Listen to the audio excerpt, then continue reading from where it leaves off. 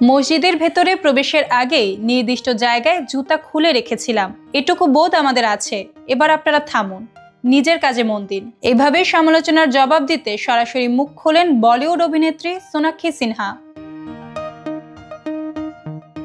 বিয়ে হওয়ার পর থেকে নানা কারণে সমালোচনার শিরোনামে রয়েছেন বলিউড অভিনেত্রী সোনাক্ষী সিনহা এবং তার স্বামী জাহির ইকবাল।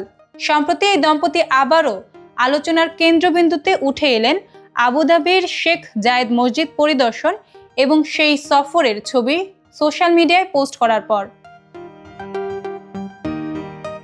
সোনাক্ষী জাহির মসজিদে যাওয়ার সময় তোলা ছবিগুলোতে দেখা যায় তারা জুতো পরে মসজিদের চত্বরে হাঁটছেন। ছবিটি ভাইরাল হওয়ার সঙ্গে সঙ্গে নেটিজেনরা তীব্র সমালোচনা শুরু করেন। অনেকে ছবিটি আলাদা করে পোস্ট করে কড়া মন্তব্যও করেন, এমনকি বিতর্কিত বার্তাও ছড়িয়ে পড়ে। এই সমালোচনার জবাব দিতে সোনাক্ষী সিনহা লেখেন, আপনারা দয়া করে ভালো করে দেখুন, আমরা মসজিদের বাইরে জুতো পরে হেঁটেছিলাম, মসজিদের মূল ভবনের ভেতরে জুতো পরে যায়নি।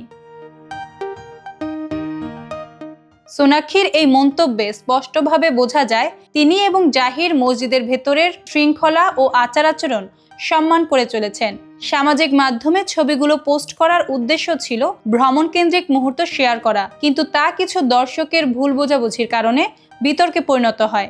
সোনাক্ষী সংযমী ও কড়াভাবে নিজের অবস্থান স্পষ্ট করেছেন, যা ভক্তদের মধ্যে প্রশংসা অর্জন করেছে। বলিউডে নায়িকাদের ব্যক্তিগত জীবন প্রায়ই সমালোচনার বিষয় হয়ে থাকে, তবে সোনাক্ষী এই পরিস্থিতিতে সংযমীভাবে নিজের দৃষ্টিকোণ ব্যাখ্যা করেছেন।